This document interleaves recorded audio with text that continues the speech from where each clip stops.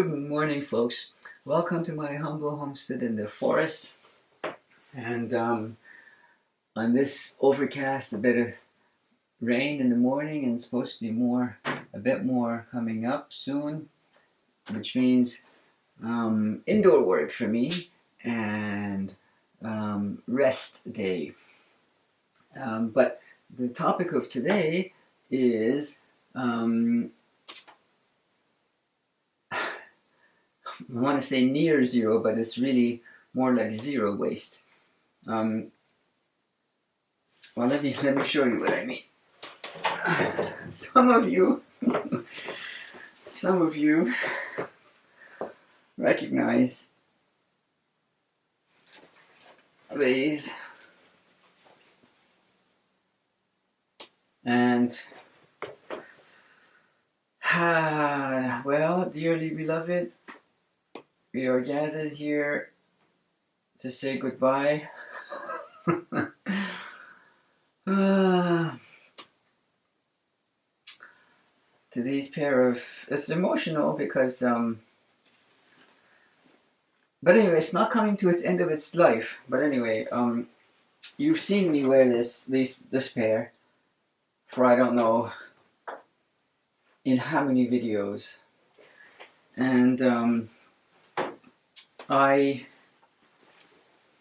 it's let me show you why I can't really wear it anymore, even around the neighborhood when I'm working.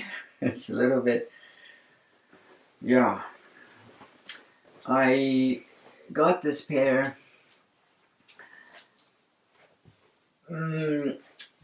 from, I remember well, from a charity shop from the nearest town, about 45 minutes drive, whatever that translates to kilometers. Highway driving, so maybe 60 kilometers, whatever. And this particular charity shop was 100% donations going to... It was a religious charity shop. I'm not religious, but they were donating 100%. So, meaning the guy had inherited the building, and all the staff were working. They were volunteers, but that said, they were only open 2 days a month. That's not to say that they were only working 2 days a month, because they had to process the donations and price them and put them on shelves and rearrange and whatever. So it was a lot of work, and a lot of people were donating garbage to them that they couldn't sell at garage sales, perhaps, and then they had to pay a fee. I mean, some of you don't know, but if you're that was considered a business. If you're a business, those big garbage bins where you have to pay to have that removed. Whereas if you're a homeowner, you're allowed to put, I don't know, I don't even have one. You don't even have one black garbage bag of waste once a week. But a regular homeowner, I think, can put out a few of those big garbage bags for free. That's part of their property taxes, I suppose. I shouldn't have said free. And so their prices were so good that, like all charity shops of today, not the ones that I'm used to when I was young. Someone's old when they say when I was young. And the reason I say that is because the places that I used to go to buy my stuff, outfits, whatever, these charity shops, they were faded, stained, returned, missing button, maybe zipper didn't work. But I haven't been to a charity shop like that in decades now, at least 20 years. So now they just discard all the rejects and just keep the decent ones. So this didn't look like this. This looked brand new when I got it. I'm guessing somebody donated them a year after they bought it. Maybe they outgrew them. Maybe they didn't like the style anymore or whatever. But it was good to me. It was so good and nice and new that I was wearing them to town for a couple of years. And then as I stained them and whatever, don't judge. I know I don't know how to eat. I get anyway. So then they became my work pants, but still not for my dirtiest jobs like they were doing today, up until yesterday.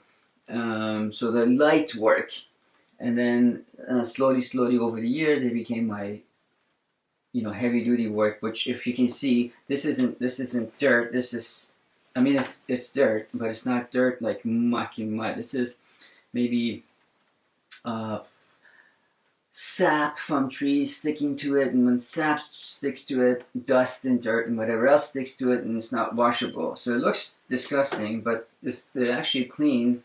But anyway, I do wash them. And on days like rainy days, I hang them on the washing line so that I can wring them and rinse them and whatever before they go into the washing machine, because I don't want to dirty the washing machine much. That's another way of doing zero waste. You see, rain is free for now.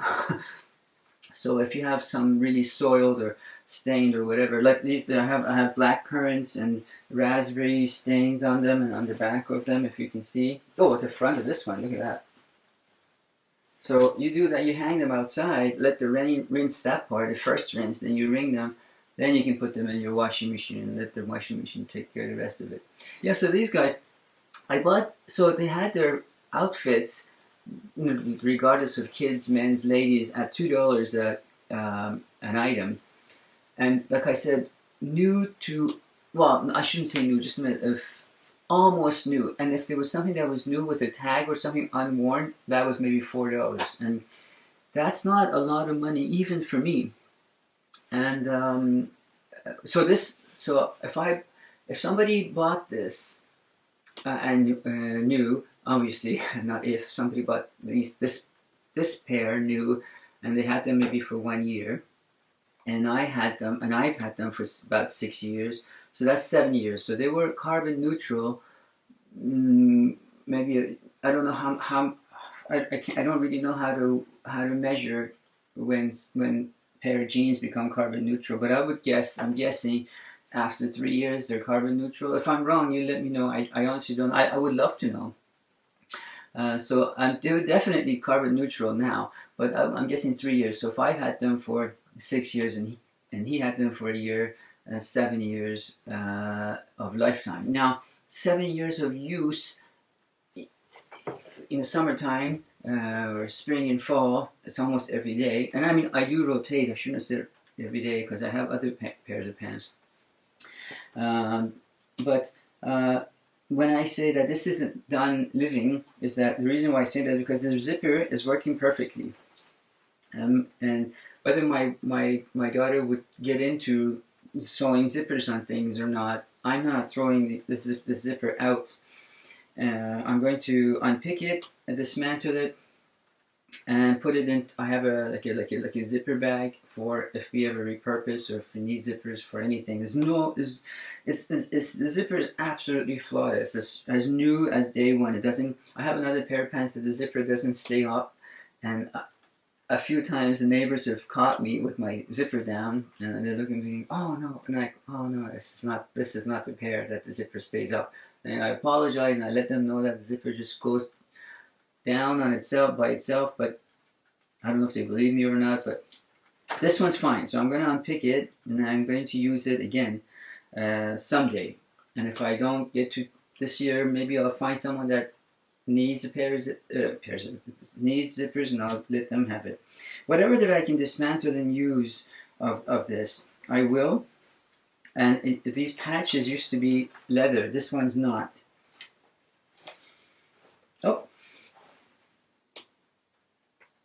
don't know if it is. Smells right, but it doesn't look leather. But if it is, you can unpack. You can unpick these and make a sort of a quilt or something out of them too, if they were leather, or use them as patches for your elbows or knees or whatever. So that has a use. But those amongst you who are preppers know that if you're caught somewhere where it's like in a rainfall or winter or somewhere somehow when you don't have access to something dry, pioneers, I mean, I'm talking 150 years ago when they were going to Alaska, gold prospectors, and they would have at the like the sort of a general stores before they would start their hikes up the steep mountains and wherever they had to, there's nothing to buy anywhere. They would have at these stores a sort of a essential kits like the kind of boots that you would need. The best at that time. I know that you would never dream of wearing those pairs of boots today if you're going hiking, especially in the winter. Klondike up there, Yukon. The right type of axe or knife, and then one of those sort of a survival packages that they would sell them would be in a sort of an Altoid tin that would have charred sort of a cloth or dry cloth that with a bunch of other stuff that you would need to start a fire. Now,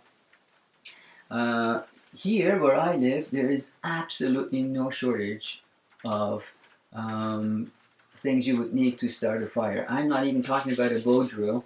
I'm talking about in terms of dry material. Even in the driest time, for instance, I'm looking at a white birch in front of me. That's the white birch, the paper that's waterproof. You can always peel a little bit of it off, although you don't have to have so much on the ground on the forest anyway. And I have dead standing trees, and the branches that are up there are all dry. And when they do fall, I pick them up and put them in whimsical structures, so they're always off the ground, so they're dry.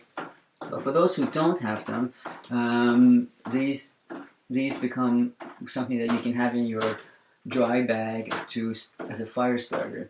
Something that they found in, I don't know if you remember, maybe 20 years ago, they found someone in I think it was Eastern Europe or somewhere, high up in the mountains, and there's this guy, I can't remember, did they call him Iceman or something? Anyway, in his pouch he had some herbs, medicinal herbs and that, but he also had, let me show you something here. These conkers, or sort of mushrooms, they have different names, you already know, grow on, in particular, white paper birch. Look at this, this comes with the paper. But if you didn't have that, say another one here, if you've seen what these look like, they grow on this side, is attached, so imagine this is my hand is a tree with attached to it like that, and there'll be many of them along the side of the tree. And they would use a sort of a bow drill to get the fire going, the amber going in there, and then these can go lit, not lit. When I say lit, I don't mean like on fire. The tiniest bit of little red in there that they would keep that in their pouches, because starting a fire from scratch is very time consuming and energy consuming and effort consuming, and when you're tired and hungry and cold, you don't want to have to start from scratch. So they would keep that in their pouches with that tiniest bit. It wouldn't catch on fire because there's no air. For one, air is the fuel. It's in their pouch, and then when they were ready, they would take it out and they'd blow on it, blow on it, and it would just get bigger and bigger, get a little bit of the dust of it off, or the amber off on their white paper birch or whatever they had, and they would get the fire going, and this would go back into their pouch. But I'm just saying, I have so much natural material. Not that cotton isn't natural, but this isn't a stretchy one. But even the stretchy ones that have some, like I suppose, some chemicals that, like a rayon or something that makes the material stretchy, it helps with the fire, lighting your fire. So this, and then whatever part I can't use, because I don't need that, but I will give these away to folks that are, starting to learn about that kind of stuff. They want something dry, there it is. But whatever I can't use, after hanging it on the line to get rinsed, because I'm not putting this in the machine anymore, then it can become a rag. So say you're making a stain, a natural stain, out of rusty nails, out of onion skin, red onion or yellow, blueberries, blackberries, black currants, raspberries. All these things will give you stain. And if you don't want to have your beautiful wood flooring or counter or whatever, I don't mind. Everything here I have is all rustic, and I don't mind them getting stained. But if there are people that don't want them, so you can spread this out, cut them open, spread them out, and not have to worry about what happens if they get stained, because they're already stained. And the You think owning a pair of jeans for 6 years is a long time?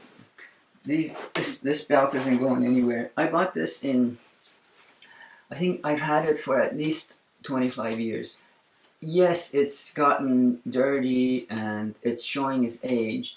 I'm not going to tell you what the name brand, but it's honestly, it's not frayed anywhere. It's almost entirely man-made material. Like the actual this red part is, and these rivets or whatever, they're metal. So, and this part is leather. So that's good. And they're showing absolutely no sign of fatigue. And you know how some leather belts, I suppose some people tie them too tight, or maybe the beer belly, it starts to go like this. It takes the shape of the person's gut or waist or whatever. Look at this. It's completely straight after 25 years. So I'm not getting rid of this guy. So this I didn't buy at a charity shop. This I bought from one of those stores that go around and buy the leftover unsold goods from other stores. I'm not going to, people who live in Canada, the States, you know which stores I'm talking about, which name of the store I'm talking about. So I bought these from them. So it was already at that store, and at that store when it was on sale and clearance, that's when I bought it. So I think I may have $5 into this in the past. For the past 25 years, and I don't know what that works out to divided into 25 years. But anyway, this episode is all about zero waste, and I wanted you to know that you can even today. You can start today with if you have zero waste intentions. You can do it with what you already have. You don't have to go looking for things to buy and then repurpose or something to say, well, I'm doing it. You don't have to make it. You don't. What I'm trying to say is that you don't have to make an effort to do something zero waste with that in mind. You already have things that you're using. You can use that for repurposing. Like I am with these nice, comfortable pair of jeans. And before that, before I go, I want to thank the folks that made a decent quality material. This isn't a name brand. I'm not going to mention the name, but it's not a name brand, or it was never that expensive when it was new, is what I mean. I want to thank the store, the charity shop that took the time to process it, and you know from all the bags of people's donations, price it, and then you should have seen the lineup at this point. They're not open anymore. I should have mentioned that. They closed down about 3 years ago. It was a lot of work for them. They're gone. And since then I've never seen anything like that. If I were to buy this, there's another store the next nearest store to me is an hour and a half, maybe 200 kilometers away. And if I wanted to buy these, and again, they wouldn't look like this. It would look brand new. Would cost me about $10 to buy. So $2 worth versus $10. So it's like a fifth. All right, fifth of the price. So I'm never going to see that price again. But even at $10, I think jeans today cost maybe $50 in Canada. I'm not sure. I haven't been to a mall or a new store in a couple of decades, so I wouldn't know. But I'm guessing $50 now. But still 10 versus 50. I'm grateful to folks that donated their goods. They could have either sold it or just chucked it, and they decided to donate it to someone else, like me, maybe like you, that want to help the environment or just don't have the means to buy new. Do it.